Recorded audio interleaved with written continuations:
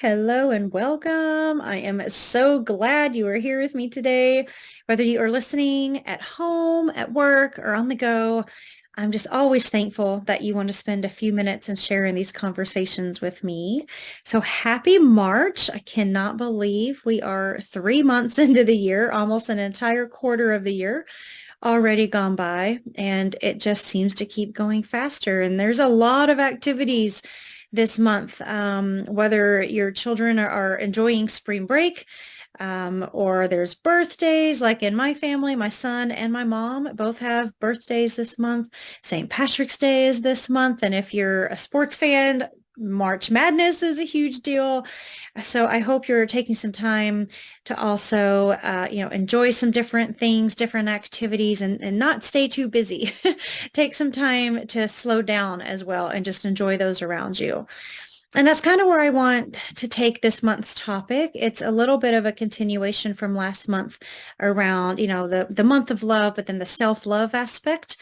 And so this month, I want us to talk about the book called The Five Love Languages. Now, I don't know if you're familiar with this. Dr. Gary Chapman wrote this book many years ago, and it's really he wanted to focus on how to help people, find deeper connections and find true joy and harmony in their relationships. And so this book, although it's normally referenced for couples, it can be used in friendships. It can be used just in general family bonds, and it can even be used at work, with the folks that we work with. And so I want to take some time and go through what those five love languages are and go through some examples. And I found an article on Psychology Today that helps us go through that and break it down a little bit. So I'll read that. So as always, grab a notebook, pen, pencil, jot some things down. Of course, if you're driving, do not do this right now. Just wait until, you get somewhere that is safe, that you can listen again and take some notes and really figure out, what applies to you across these languages.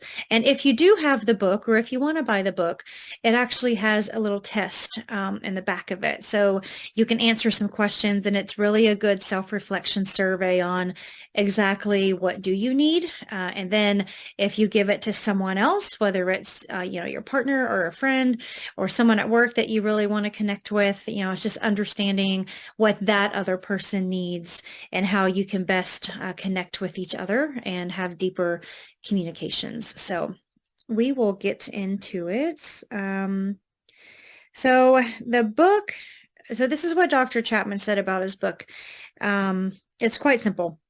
Different people with different personalities give and receive love in different ways. By learning to recognize these preferences in yourself and in your loved ones, you can learn to identify the root of your conflicts, connect more profoundly with each other, and truly begin to grow closer. So, what are the five love languages? And I really hope you take time to get that book and take this quiz.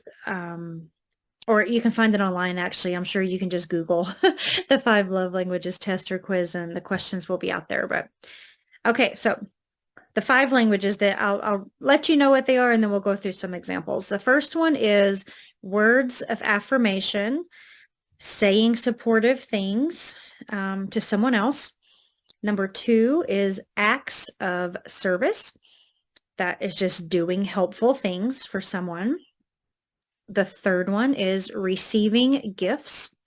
So it's basically giving gifts to someone to let them know you're thinking about them.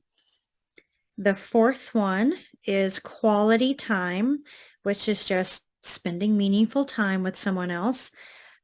And then the fifth one is physical touch.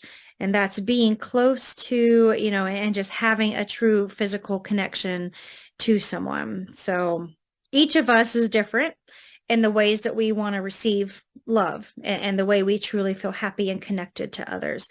And when we learn to give love in ways that other people best receive it, then we're able to communicate as well how we want to best receive love, and that will help us create stronger relationships. So when we think about each of these, what are some examples? The first being words of affirmation. It's, and this again is a Psychology Today article that goes through this. It's asking yourself, how do you feel when you hear someone offer you encouraging, positive, and affirming words? Like, it's just some compliments. So for example, someone comes up to you at work and says, "Oh, great job. You really nailed that project." Or someone thanks you and just recognizes something that you did, right? So if hearing those words makes you feel the most loved and happy, then that might be your primary love language. The second one being acts of service, it's asking yourself, how do you feel when someone helps you with things that reduces or reduce your burden and eases your stress? So for example, somebody, maybe you have a child and they do a chore for you, or maybe if you're married, your spouse is running an errand for you, or maybe it's just a friend who takes care of something that you didn't even have to ask for them to take care of. So if people doing things for you makes you feel the most loved and the happiest in a relationship, then the acts of service may be your primary love language. The third one is all around receiving gifts, and who doesn't love to receive things? But not everyone does love it, right? So everyone may prefer something else, like a service or words. But how do you feel when someone gives you a thoughtful or even an extravagant gift? And so an example it talks to here is you get a small gift or some kind of small treat that someone has given you, and they say they've been thinking about you, and when they saw this they thought of you and they wanted to get it for you. If something like that makes you feel the most loved and happy, then receiving gifts may be the primary love language. The fourth love language is quality time. So how do you feel when someone gives you their undivided attention and you're able to engage in a meaningful conversation with them or some kind of activity? Maybe you love to play tennis, or maybe you love the beach and just going on walks on the beach means a lot to you. So also maybe it's just a date night. You just want to go out and have a nice dinner, or maybe it's a lunch date, or just sitting and talking and having a deep conversation. Just being in that moment and spending that time is what this is all about. And so if something like that makes you feel the most loved and happy, then the quality time may be your primary love language.